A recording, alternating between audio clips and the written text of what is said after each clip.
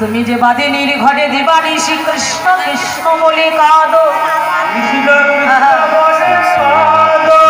বলো না রাধে তুমি কৃষ্ণ বলে কেঁদে কি সুখ পাও, কি আছে এতে?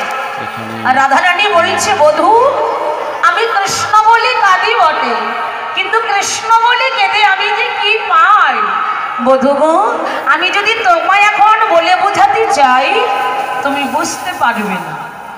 যেমন ধরুন মাগো এহ জগতের পিতা পুত্রের ভালোবাসা, হরি বল, পিতা পুত্রের ভালোবাসা, এক পিতা তার নিজ পুত্রকে মানুষের মতো মানুষ করার জন্য তিনি বিদেশে পাঠিয়েছেন।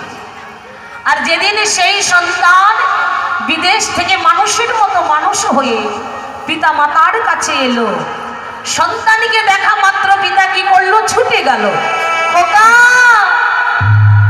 খোকা ভালো আছিস তো বাবা? সন্তানকে দেখা মাত্র ছুটে গিয়ে বুকের মাঝে জড়িয়ে ধরলো, খোকা তুই ভালো ছিলি তো? তুই ভালো আছিস তো বাবা? তুই তো বিদেশে ছিলি, হ্যাঁ রে আমাদের জন্য তোর মন খারাপ হয়নি তো? তুই ভালো ছিলি বল বাবা?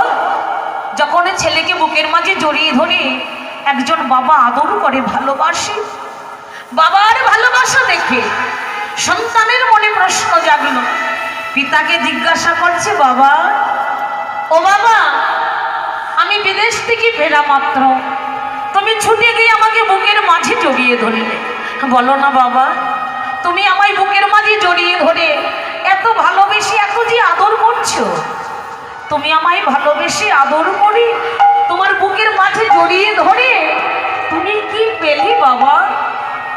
বলুন মা, কোনো বাবা মা কি সন্তানকে বলে বোঝাতে পারবে যে সন্তানকে বুকের মাঝে জড়িয়ে ধরলে তাতে কি পাওয়া যায়? হরি বল। পিতা তখন বলছে খোকা আমি যে তোকে বুকের মাঝে জড়িয়ে ধরে আজ কি পেলাম আমি যে তোকে বলে বোঝাতে পারবো না খোকা, তবে বুঝবি বাবা, তুইও বুঝবি কোন দিন জানিস বাবা? যেদিন নাকি তুই আমার মতো একজন পিতা হবি, যেদিন তোর কোল আলো করে একটি ফুটফুটে সন্তান হবে, যেদিন তুই তোর সন্তানকে মানুষের মতো মানুষ করার জন্য তুই বিদেশে পাঠাবি, আর যেদিন তোর সন্তান মানুষ হয়ে ঘরে ফিরবে সেই দিন তুই আমার মতো ছুটে গিয়ে তোর সন্তানকে তুই বুকের মাঝে জড়িয়ে ধরবি, আদর করবি, ভালোবাসবি, আর সেই দিন তুই বুঝতে পারবি খোকা যে সন্তানকে বুকের মাঝে জড়িয়ে ধরলে তাতে কি পাওয়া যায়।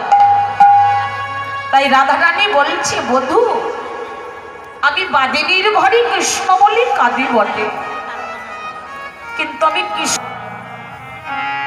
তাই আগে দিলে মধুময় শ্রীরাম বৃন্দাবনে পরমানন্দ গোবিন্দ